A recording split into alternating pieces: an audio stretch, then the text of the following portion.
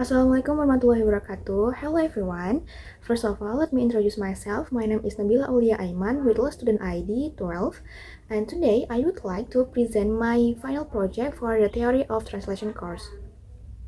In this presentation, I will analyze one paragraph from The Devil Wears Prada by comparing the source text and the target text. My analysis apply four translation concepts that are equivalence, translation shift, collocation, and connotation. At the end of the presentation, I will also evaluate whether the translation is accurate, natural, and acceptable. So without any further ado, let's begin. The data I selected comes from The Devil Wears Prada. This dialect is delivered by Miranda Priestley when she explained that fashion is much more than clothing. She argues that even a simple sweater is influenced by decisions made within the fashion industry. Okay, on this slide, we can see the source tag in English and its target text in Indonesian, right? Instead of translating word by word, the translator needs to preserve not only the meaning but also the tone, cultural message, and persuasive effect of Miranda's speech. Okay, now I will analyze this paragraph sentence by sentence. Okay, let's start with the first sentence. The source text says, "Your sweater is not blue. It's not even sky blue. It is cerulean." The target text translates it as sweatermu bukan berwarna biru, bahkan bukan biru langit. Warnanya adalah cerulean.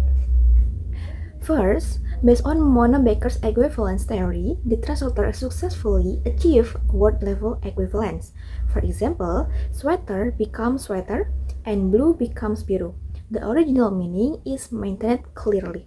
Second, there is a structure shift in the phrase sky blue, which becomes biru langit. English places the modifier before the noun, while Indonesian follows a different word order. This grammatical adjustment makes the translation sound more natural. Finally, we can see connotation in the word cerulean. The translator chose not to replace it with biru muda. Instead, the original term is retained because it represents luxury, exclusivity, and professional fashion knowledge. Therefore, the emotional and cultural meaning is preserved. Overall, I consider this translation accurate, natural, and effective. Next, let's move the second sentence. In this sentence, Miranda mentions several famous fashion designers and their collection. Here, the translation successfully maintains the original information while adapting the sentence into natural Indonesian grammar. This shows grammatical equivalence. We can also observe several examples of collocation such as collection of gowns translated as koleksi gaun and military jacket translated as jacket militer. These expressions sound natural and are commonly used in Indonesia. As a translation critic, I think the translator made appropriate lexical choices because the sentence remains easy to understand without losing its original meaning. Now let's look at the final sentence. That color is worth millions of dollars and many jobs. The Indonesian version successfully maintained the main message. This demonstrates textual equivalence because it preserved the conclusion of Miranda's argument.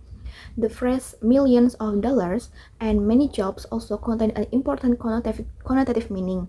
Miranda is not simply talking about money, she is emphasizing that the fashion industry has significant economic influence and affect many people's life. As a translation critic, I believe the translation is already accurate. However, I would suggest a slightly more natural alternative such as warna tersebut menghasilkan nilai ekonomi jutaan dolar dan menghidupi banyak orang di industri fashion. In my opinion, this alternative better convey the implied meaning rather than translating the sentence too literally.